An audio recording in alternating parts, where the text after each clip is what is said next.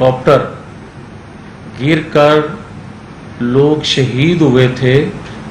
ये उसका एक तसलसल था, ये वो एक माइंड सेट था। और आप सिर्फ और सिर्फ गिरफ्तारियां करके प्रेशर में, दबाव में लाकर इस माइंड सेट को चेंज नहीं कर सकते। अगर आप 2017 में जो कुछ हुआ, साफ साफ कौम के सामने उन किरदारों को नंगा कर दें और तमाम अदारों में बैठे लोग जो भी उस वक्त थे उनको अवामी कटहरे में लाएं, तो हकायक कौम के सामने आ सकेंगे कि मकबूलियत को तोड़कर कबूलियत जो दिलाई जाती है, मसल्लत किया जाता है, उससे ये मनफी प्रोपेगेंडा रियासत के खिलाफ जन्म लेता है और उस मनफी प्रोपेगेंडा से फिर रियासती अदारों को भी नुकसान पहुंचता है। और अगर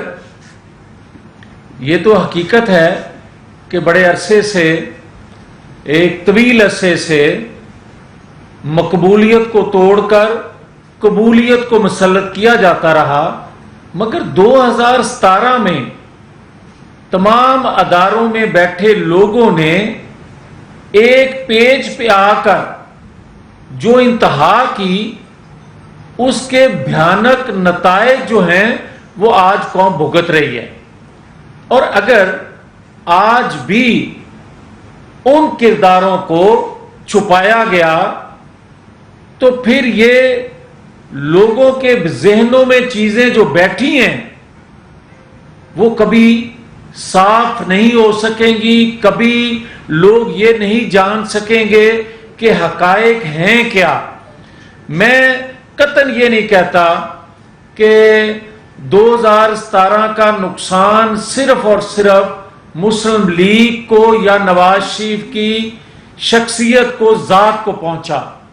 बल्कि 2017 में मकबूलियत को तोड़कर जो कबूलियत हम पर मुसल्लत की गई और जिस गुब्बारे में हवा भरी गई, जिस तरह भरी गई, अगर उसी तरह ना निकाली गई, और मैं अगर कोई तजवीज दूं कि अदारों में बैठे लोग जो हैं, उनके तर्जमान अदारों के जो हैं, वो आकर बयान करें जो 2017 में ज़हन साजी लोगों की गई और एक शख्स को 62-63 पर पूरा उतरने वाला सादक और अमीन करार उस वक्त दिया गया अपने फैसलों से, अगर उसी तरह उन चीजों को वापस नहीं लिया जाएगा, और मेरे से बेहतर अदारों में बैठे लोग जानते हैं कि किस तरह उन चीजों को क्लियर किया जाएगा अवाम की नजरों में, तो मैं ये कहना चाहता हूं कि बदकिस्मती है आज भी कि पाकिस्तान के एक अदारे में बैठे लोग आज के जो हैं वो रियासत को पहुंचने वाले नुकसानात जो कबूलियत से पहुंचे थे, उससे देखते हुए उन नुकसानात को पीछे हट रहे हैं। मगर एक दूसरा अदारा जो है उसमें बैठे चंद लोग जो हैं, उनके फैसलों से यह तासर मिल रहा है कि कबूलियत ही जो है उसमें रियासत की भलाई है। आप ये देखें कि उन फैसलों से आज भी ये तासर मिल रहा है कि मकबूल उस वक्त का जो लीडर था 2017 में नवाज शरीफ, जो कि आज भी मकबूल है अवाम की नजरों में, अवाम के दिलों में, उसका रास्ता रोकने के लिए जो फैसले आ रहे हैं उससे यह तासर दिया जा रहा है या मिल रहा है कि आज भी नवाज शरीफ की कबूलियत नहीं है। तो अगर यह तासर दिया जाएगा تو پھر پاکستان کے اندر وہ جو ایک مائنڈ سیٹ ہے، وہ جو سوچ اپروچ ریاست کے خلاف پیدا ہو چکی ہے، جو کل بھی نظر آئی لفٹ کے چیئر لفٹ کے جو پھنسنے کے بعد جو سوشل میڈیا پہ پراپیگنڈا کیا گیا، وہ کبھی بھی دور نہیں ہو سکے گا اور اس سے ریاست کو ناقابل تلافی نقصان پہنچ رہا ہے۔ اور میں یہ کہہ دوں کہ آج بھی وقت ہے کہ اگر ہم آئینی حدود میں رہتے ہوئے، اور جو کہ 25 سال سے نواز شریف نے ایک جدوجہد کی، میں تو کہتا ہوں کہ جو لوگ ہمیں آج سوال کرتے ہیں کہ ووٹ کو عزت دو کہاں گیا، تو میں یہ کہنا چاہتا ہوں کہ نواز شریف نے جو آئینی قانونی جدوجہد کی کہ پاکستان جو ہے وہ ترقی آئین قانون میں رہتے ہوئے کر سکتا ہے، اس کو آج سب سے زیادہ نقصان جو پہنچ رہا ہے وہ اس طرح کے کنفیوز فیصلوں سے پہنچ رہا ہے جو ایک ذہن سازی ریاست کے خلاف کر دی گئی، یا نواز شریف نے 25 سالوں میں جو ذہن سازی قوم کی قوم کو ایک جگہ متحد کیا کہ آئین قانون کے مطابق کوئی بھی حکومت بنے وہ چلے، کوئی بھی اداروں میں بیٹھے لوگ ہوں آئین قانون کے مطابق چلیں گے تو ریاست ترقی کرے گی۔ اس سوچ اپروچ کو جو نواز شریف نے 25 سال لگا کے ذہن سازی کی تھی لوگوں کی، اس کو ایک طبقہ جو ہے غلط رنگ دے کے استعمال کر رہا ہے، کیونکہ نواز شریف نے جب یہ آواز آئی کہ ہم ایک پولیٹیکل ہیں، جب خود احتسابی ایک ادارے نے شروع کر لی، تو نواز شریف نے خاموشی اس لیے اختیار کر لی کہ میری تو جدوجہد کا مقصد ہی یہ تھا کہ آئینی حدود میں ادارے کام کرے، یہ میری ریاست کے ادارے ہیں، میری کوئی مسلح جدوجہد نہیں تھی، میرا کوئی پیٹرول بم پھینکنے کا تصور نہیں تھا، کوئی غلیل بردار کوئی مسلح جدوجہد جتھے نہیں تھے میرے پاس، میں تو ایک پرامن جدوجہد کر رہا تھا پاکستان کی ترقی کے لیے۔ تو لوگوں نے ایک مائنڈ سیٹ یا ایک فرقے نے، ایک طبقے نے نواز شریف کی اس سوچ اپروچ کے لوگوں کو گمراہ کرنے کی کوشش کی، اور آج جو کچھ آپ کو نظر آ رہا ہے یہ آپ اس بھیانک نتیجہ سازش کا، اس بھیانک پروجیکٹ بنانے والوں کی جو منصوبہ بندی تھی اس کے نتائج آپ کو سامنے آ رہے ہیں۔ تو اس کا حل صرف اور صرف یہی ہے کہ آج حقائق قوم کے سامنے رکھ دیے جائیں، قوم کو بتا دیا جائے کہ مقبول لیڈرشپ کو توڑ کر جب قبولیت والے لوگوں کو لایا جاتا ہے تو اس سے ریاست کو اس طرح نقصان پہنچتا ہے۔ اور جو لوگ یہ تاثر دینا چاہتے ہیں کہ مسلم لیگ جو ہے وہ انتخابات میں تاخیر چاہتی ہے، میں بتا دوں سب سے زیادہ نقصان مسلم لیگ نون کو انتخابات کی تاخیر سے پہنچے گا، اس وجہ سے کہ ہم سمجھتے ہیں، قوم جانتی ہے کہ نواز شریف نے اپنے ہر دور میں پاکستان کے اندر معاشی انقلاب لائے۔ نواز شریف کے دور میں 2 روپے کی روٹی 2017 میں بھی تھی، نواز شریف کے دور میں 110 روپے کلو گھی ملتا تھا، نواز شریف کے دور میں خارجہ پالیسی درست تھی، نواز شریف کے دور میں پاکستان کے اندر دہشت گردی کا خاتمہ اور امن تھا، نواز شریف کے دور میں پاکستان کے اندر ڈالر جو تھا 100 روپے مل رہا تھا، قرضے کم تھے۔ آج جو ایک غیر یقینی صورتحال پیدا کر دی گئی ہے وہ مقبولیت کو توڑ کر قبولیت کی طرف جو بڑھا گیا اس کی وجہ سے یہ نقصان پہنچا ہے۔ اور آج بھی اگر کسی ادارے میں بیٹھے لوگوں کی یہ سوچ ہے، اگر ہے، اور جو کہ فیصلوں سے کسی حد تک نظر آتی ہے کہ نواز شریف کی مقبولیت کو آج بھی توڑ کر قبولیت رکھنے والے لوگوں کو لایا جائے گا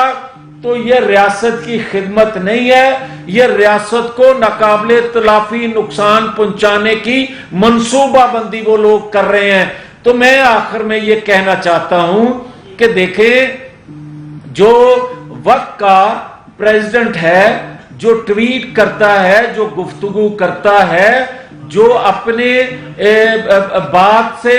منحرف ہوتا ہے، یہ نئی بات نہیں ہے، یہ اس مائنڈ سیٹ کے جتھے کا سب کا پرابلم یہ ہے، وہ پی ٹی آئی کا نیازی گروپ کا چیئرمین ہو یا وقت کا دانتوں والا ڈاکٹر ہو،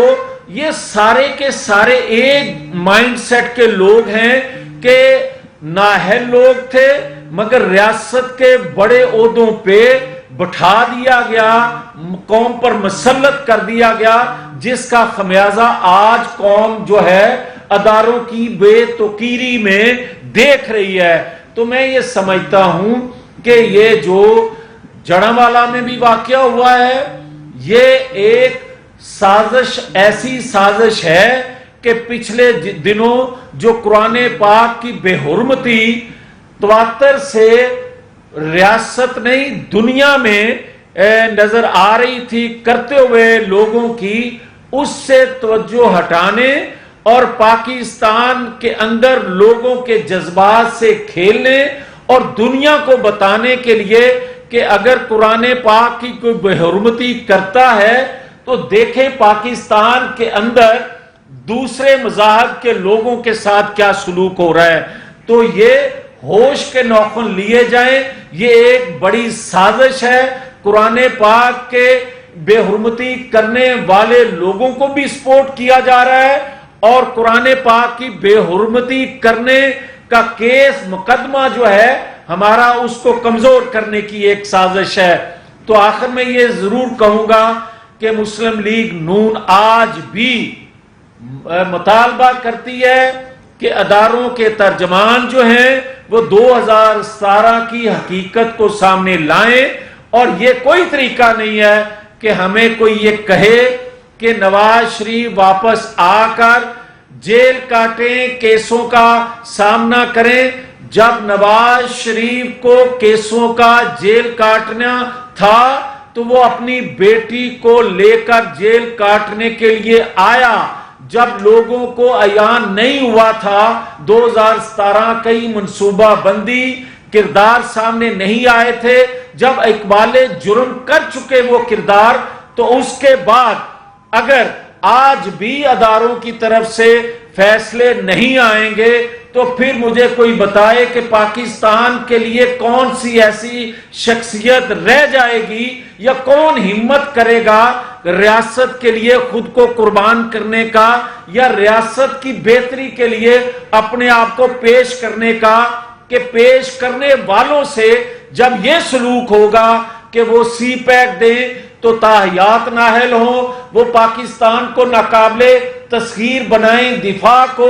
تو ان کو ہائی جیکر بنا دیا جائے، جو بنیاد رکھے اس کو قتل کر دیا جائے، تو پھر یہ سلسلہ رکنا چاہیے، آج نہیں تو کب رکے گا؟ تو میری گزارش ہے، کیونکہ آج کسی جماعت کی حکومت نہیں ہے، نگران سیٹ اپ ہے،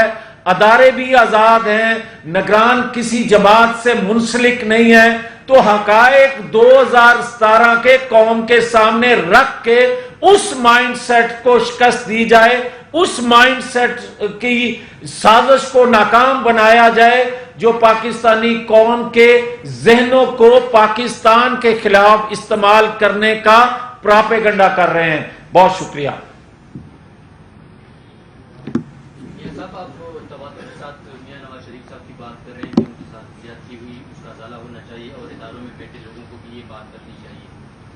نواز شریف صاحب اب کب آ رہے ہیں؟ کوئی ڈیٹ طے ہو گئی ہے یا؟ دیکھیں، جو میں نے باتیں کی، اگر فیصلوں سے یہ تاثر نہیں ملتا کہ نواز شریف کی قبولیت آج بھی نہیں ہے تو پھر آپ کا یہ سوال کرنا بنتا نہیں ہے، اس لیے کہ نواز شریف چاہتا ہے، جو کہ 25 سال سے نواز شریف ایک جدوجہد کر رہے ہیں آئین قانون عدل کی. اگر عدل پاکستان کے اندر اس طرح کا ہوگا کہ 9-10 مئی کا واقعہ کرنے والے اس ثانیہ میں ملوث لوگ جو ہیں ان کو آج بھی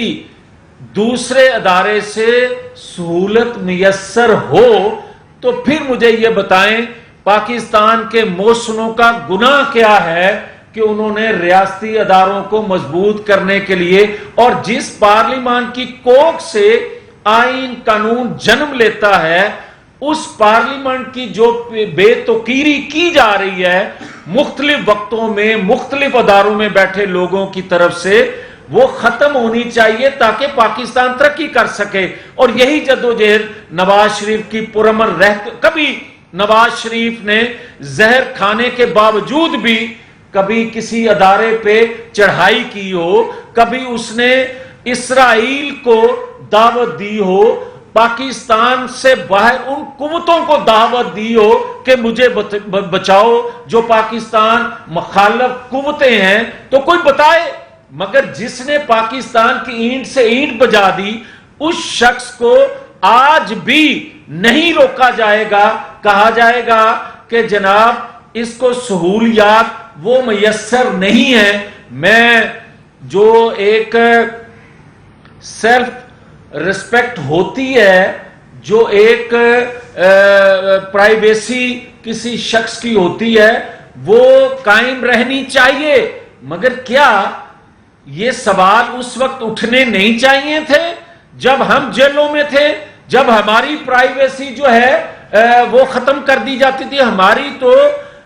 لیڈرشپ جو خواتین تھی ان کی پرائیویسی بھی ختم کر دی گئی. مگر کسی نے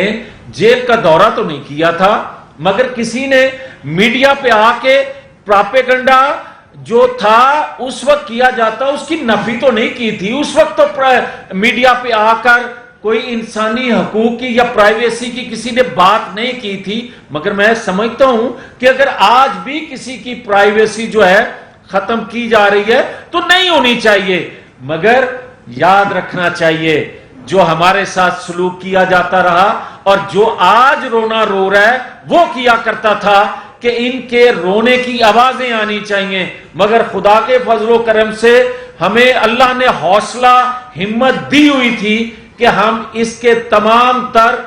جو ارادے تھے ان کو ہم نے خاک میں ملایا پاکستان کے لیے, پاکستان کے اداروں کے لیے, اس قوم کے لیے. آپ نے فرمایا 2017 کے کرداروں کو بے نقاب کیا جائے, کیا آپ صرف انہیں بے نقاب کروانا چاہتے ہیں یا قانون کے دائرے میں بھی لانا چاہتے ہیں, اور اگر وہ غیر سویلین ہیں تو کورٹ مارشل کرتے ہیں؟ دیکھیں گزارش یہ ہے کہ کٹہرے میں لانے کا مقصد یہ نہیں ہوتا کہ ان کے صرف چہرے دیکھنے ہیں. کٹہرے میں لانے کا مقصد یہ ہوتا ہے کہ آئین قانون کے مطابق ان سے سلوک ہو جو انہوں نے بے گناہ لوگوں سے اپنی طاقت جو ادارہ ان کو دیتا ہے اس کا استعمال کر کے کی. اور میں یہ سمجھتا ہوں کہ جب تک آپ قبولیت اور مقبولیت اس کا فرق نہیں کریں گے اور اپنی من مانی کے مطابق قبولیت کے لوگوں کو آپ قوم پر مسلط کرتے جائیں گے, اور آج بھی جو تاثر دینے کی کوشش فیصلوں سے ہو رہی ہے کہ نواز شریف کی قبولیت مقبولیت ہونے کے باوجود نہیں ہے, یہ تاثر ختم ہونا چاہیے تاکہ قوم آزادانہ